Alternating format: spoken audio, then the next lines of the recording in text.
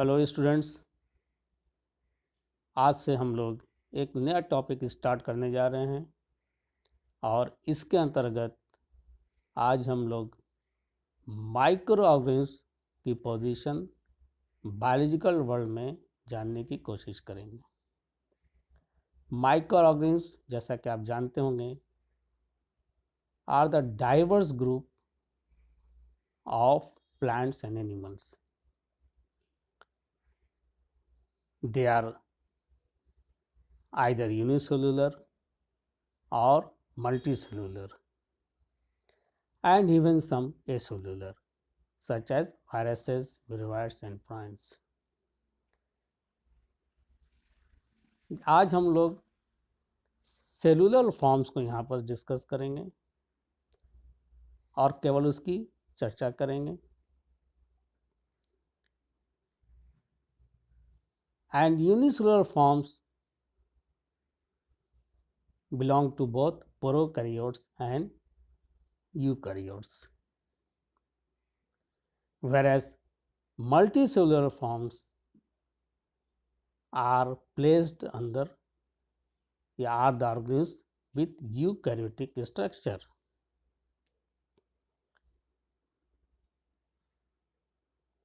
तो हम लोग ये देखें कि माइक्रोब्स जो है, जो कि माइक्रोस्कोपिक ऑर्गेनिज्म है, actually from earlier days they are placed either in plants और एनिमल्स।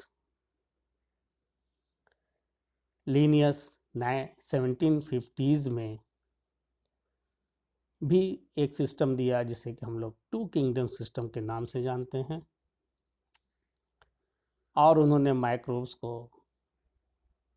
प्लांटी और एनिमिलिया के अंतर्गत प्लेस किया,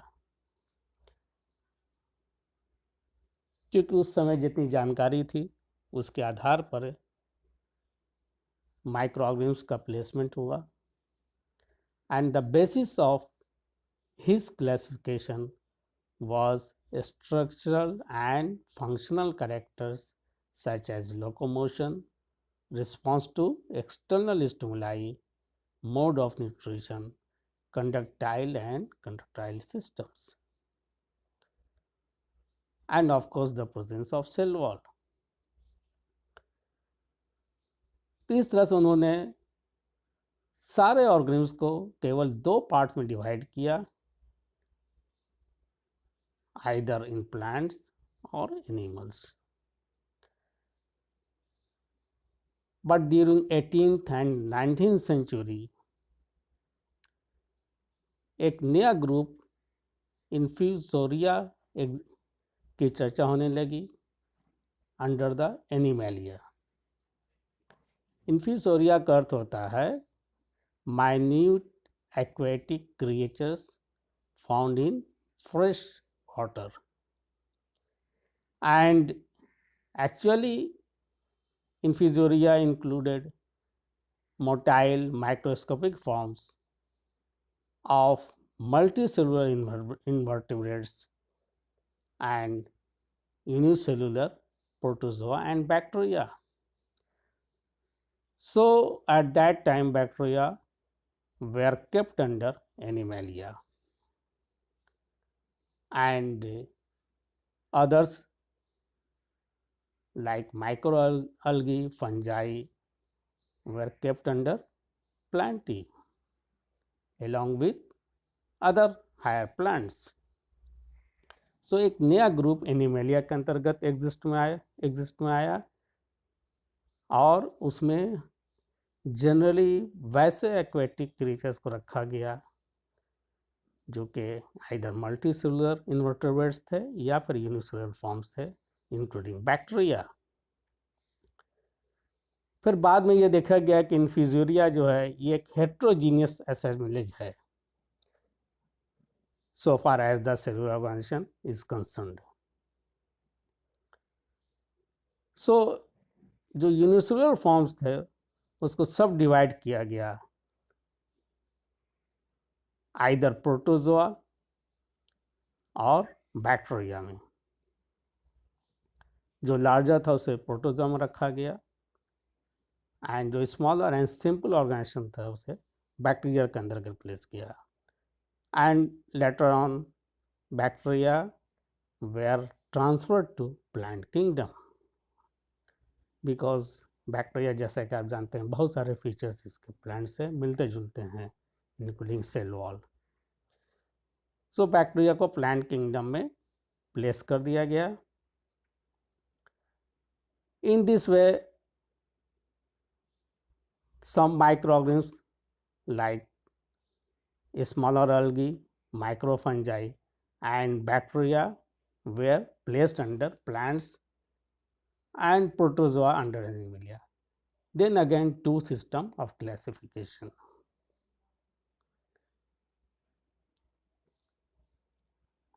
माइक्रोब्स के बारे में जैसे जानकारी बढ़ती गई, particularly in the middle of 19th century, जो कि बहुत इंपॉर्टेंट पीरियड माना जाता है, गोल्डन पीरियड माना जाता है माइक्रोब्स के जानकारी के जहाँ तक सवाल है इसके बारे में. And some remarkable works were done. एक नया group protista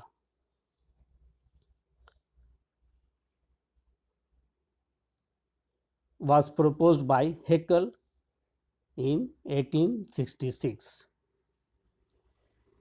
and Protista actually included organisms with relatively simple biological organization, and he proposed three kingdom classification, that is Protista जिसमें के simple organisms biological organisms को रखा गया, Plantae and Animalia. So in this way microbes were separated from both plants and animals. और उन्होंने अपना system of classification का बहुत सारा आधार बताया. Morphological complexity, tissue system division of labour and diversified mode of nutrition. तीसरा उन्होंने तीन भाग में बांटा गया, थ्री किंगडम क्लासिफिकेशन जिसे हम लोग कहते हैं.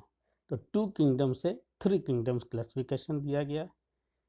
ये देखिए उनका थ्री किंगडम क्लासिफिकेशन को समराइज किया गया इस तरह से: protista, Plantae and animalia. Protista के अंदर यूनिसेलुलर अलगी, फंजाई एंड बैक्टीरिया को प्लेस किया गया. प्लांटी के अंदर मल्टीसेलुलर प्लांट्स एंड एनिमेलिया के अंदर multicellular animals. So from two kingdom to three kingdom system आया. उसके बाद का पीरियड बहुत इंपॉर्टेंट पीरियड माना जाता है, क्योंकि उस समय इलेक्ट्रॉन माइक्रोस्कोप की डिस्कवरी हुई by Knoll and Ruska, Max Knoll and Ernst Ruska. बहुत इंपॉर्टेंट नाम है ये दोनों, इसे याद रखना चाहिए, क्योंकि उसके बाद से ऑर्गेनिज्म का और different parts of the plants and animals की स्टडी की गई, जिसे हम अल्ट्रा स्ट्रक्चर स्टडी कहते हैं. और detail study particularly cellular structure के बारे में की गई. और उसी समय प्रोकैरियोटिक एंड यूकैरियोटिक ऑर्गेनिज्म की चर्चा भी हुई, और उस आधार पर प्रोकैरियोटिक प्रोटिस्ट का नामकरण किया गया एंड यूकैरियोटिक प्रोटिस्ट को बताया गया.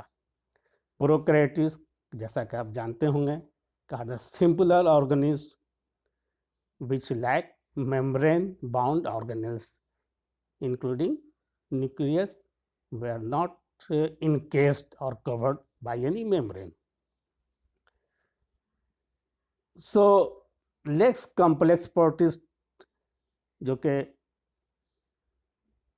मेम्ब्रेन बाउंड ऑर्गेनेल्स नहीं था उसमें, उसे रखा गया प्रोकैरियोटिक प्रोटिस्ट, और जो हायर थे उसे यूकैरियोटिक प्रोटिस्ट के अंतर्गत रखा गया.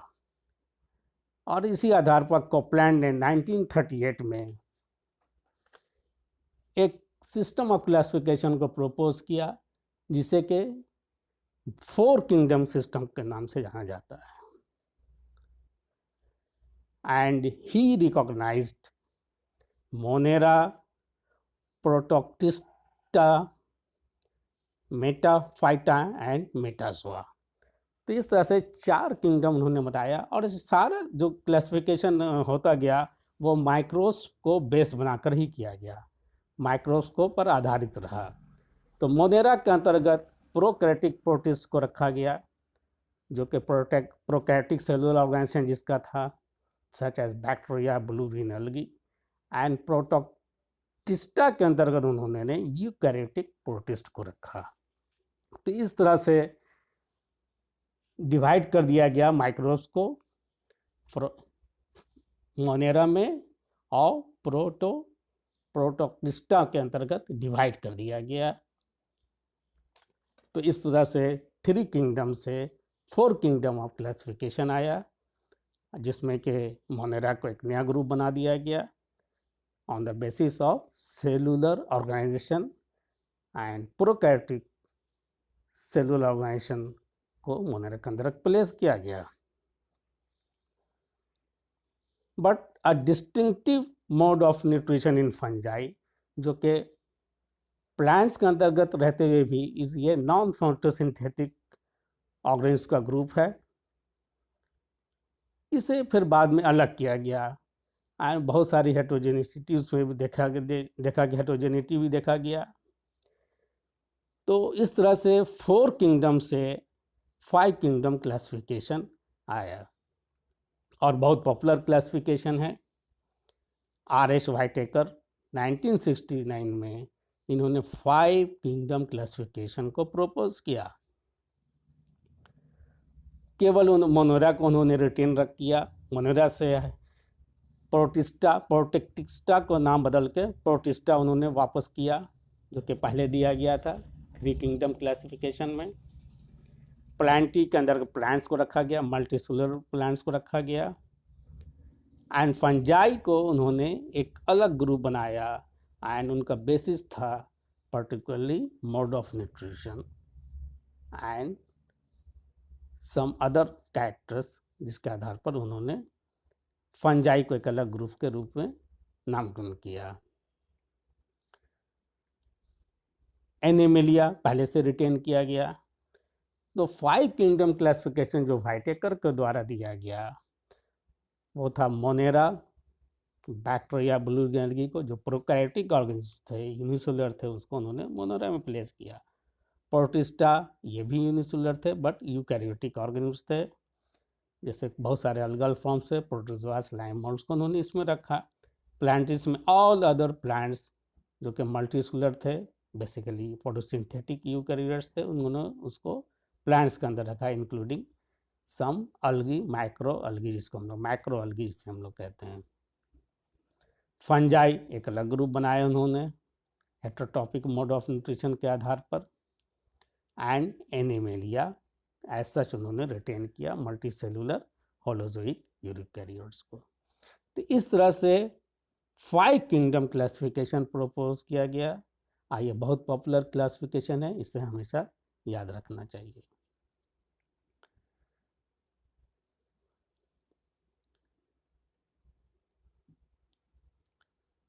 उसके बाद ग्रे एंड डोलिटल ने एक नया सिस्टम दिया, जिसे कि हम लोग कहते हैं 6 किंगडम क्लासिफिकेशन। एक नया ग्रुप आर्की बैक्टीरिया को उन्होंने रिकॉग्नाइज किया। आर्की बैक्टीरिया को उन्होंने एक्चुअली 2 पार्ट में डिवाइड किया। One was archaebacteria, another one is eubacteria. And उन्होंने 2 सुपर किंगडम बनाया। सुपर किंगडम, एक को कहा गया प्रोकैरियोटा और दूसरे को super kingdom Eukaryota. You can see it here. Super kingdom, kingdom से भी ऊपर उन्होंने प्रोकैरियोटा बनाया एंड यूकैरियोटा। एंड प्रोकैरियोटा का उन्होंने डिवाइड किया, आर्की बैक्टीरिया को अलग किया, एंड जो बैक्टीरिया था उसको उन्होंने बैक्टीरिया या फिर ब्लू ग्रीन एल्गी जिसे साइनो बैक्टीरिया कहते हैं उसको अलग उन्होंने किया। तो अगेन यहाँ पर भी माइक्रोबियल ही डिवीजन हुआ, एंड माइक्रोब्स को उन्होंने फिर डिवाइड किया गया 2 पार्ट में। आर्की बैक्टीरिया के बारे में हम लोग बाद में चर्चा करेंगे नेक्स्ट कभी क्लास में। आर्कीबैक्टीरिया को एक अलग ग्रुप बना दिया गया, एक अलग रिकॉग्निशन दिया गया। एंड बाकी जो सिस्टम था प्रोटिस्टा जैसे रखा गया, और उसके बाद फंजाई प्लांटी एनिमल को वैसे ही रिटेन किया गया। और इस तरह से 6 किंगडम क्लासिफिकेशन बनाया गया: archaebacteria, eubacteria, Protista, fungi, Plantae and Animalia. आधार आपको मैंने जैसा बताया कि again it was the microbes. एक बहुत इंपॉर्टेंट कंट्रीब्यूशन था रिचर्ड वुड्स का, कार्ल रिचर्ड वुड्स का, इसे कार्ल वुड्स के नाम से भी पॉपुलरली जाना जाता है।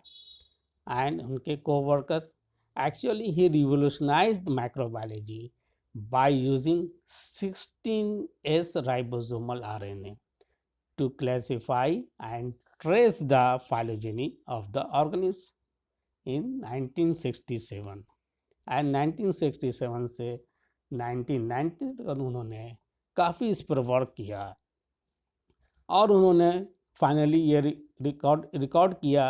फाइनली उन्होंने बताया कि आर्किया, ये जिसे आर्कीबैक्टीरिया कहा जाता था, are completely separate group of organism from the evolutionary point of view. And he actually defined a separate line of evolution for archaea and proposed 3-domain system.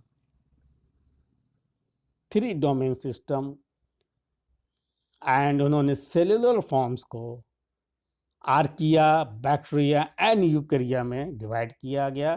Further division उसके बाद हुआ, लेकिन 3 domain उन्होंने बताया। 1990 में उन्होंने आकर फाइनली इसे आर्किया, बैक्टीरिया भी नहीं, आर्किया केवल दिया। आर्की बैक्टीरिया पहले कहा जाता था, उन्होंने कहा कि नहीं थी आर्किया, चूँकि ये सेपरेट लाइन एवोल्यूशन है।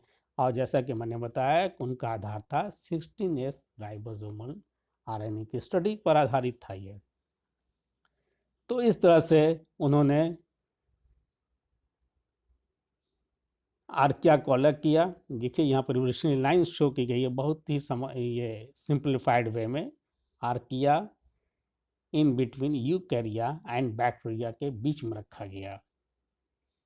Archaea are basically prokaryotes, but they share some of the eukaryotic features and also have some distinct molecular characteristics, जो कि एक तरह से बैक्टीरिया से भी ऐसे अलग करता है एंड यूकैरिया से भी अलग करता है। So on this basis Carl Woods and उनके जो वर्कर्स थे, उन्होंने they thought that it should be a separate group and it should have evolved from a different line। और उन्होंने actually they considered that archaea have branched off early in the evolution from eukarya। इसलिए वो prokaryotic organism होते हुए भी इसे bacteria से बिल्कुल अलग किया गया एंड एक अलग लाइन ऑफ एवोल्यूशन इसे शो किया गया। यह बहुत इंपॉर्टेंट कंट्रीब्यूशन था कार्ल वुड्स का, इसे हमेशा याद रखना चाहिए। 3 डोमेन सिस्टम, इसे प्रॉपर्ली नाम दिया गया 3 domain system of Carl Woods in 1990। Now पहले से क्लासिफिकेशन कर रहे थे कैवियर स्मिथ, उन्होंने पहले 1987 में एक सिस्टम दिया जिसको 8 किंगडम सिस्टम के नाम से जाना जाता है। And he actually used ultra structural characteristic as well as ribosomal RNA sequencing to divide the organisms. उनके एक किंगडम में जो था उन्होंने उसको 2 एम्पायर में बांटा, एक एम्पायर बैक्टीरिया एंड दूसरा यूकैरियोटा। बैक्टीरिया के अंतर्गत उन्होंने रखा eubacteria and again archaebacteria. And Eukaryota को उन्होंने एक्चुअली डिवाइड किया, वो उसे 6 किंगडम में एक Archezoa, Protozoa, Chromista, fungi, Plantae and Animalia. लेकिन बाद में फिर इसे 6 किंगडम क्लासिफिकेशन में उन्होंने कन्वर्ट किया बाय 1998। तो पहले उन्होंने 8 किंगडम को प्रपोज किया, फिर उन्होंने ही फिर उसे 6 किंगडम ने कन्वर्ट किया।